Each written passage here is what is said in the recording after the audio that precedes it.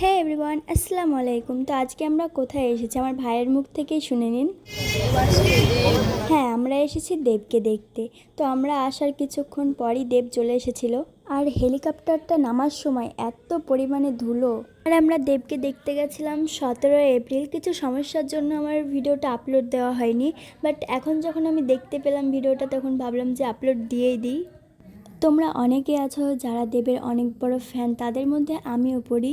আমি ওনার অনেক বড় ফ্যান। ওনার একটাও মুভি বাদ যায়নি যে সেটা আমি দেখি। আমরা যখন এসেছিলাম তখন অত পরিমাণেও ভিড় ছিল না, বাট দেব যখন এলো তখন ভীষণ পরিমাণে ভিড় হয়ে গেল। তারপরে উনি রোড শো করতে যাচ্ছেন। যে আমার পাশে যেটা আছে ওটাও আমার ভাই।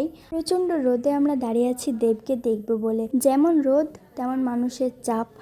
আর দেব এসেছে, মানুষের চাপ তো একটু থাকবেই, তাই না? তারপর দেবকে দেখা শেষে আমরা একটা ফাঁকা জায়গায় এসেছিলাম।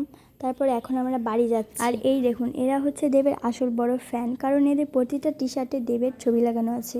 রাস্তায় এত পরিমাণে ভিড় ছিল যে আমাদের গাড়ি এগোচ্ছিল না। এর মধ্যে দেব রোড শো শেষ করে দেব যখন চলে যাচ্ছেন তার গাড়ির পিছনে পিছনে সব ছুটছিল। তো আজকের মতো এইটুকুই। আল্লাহ হাফেজ।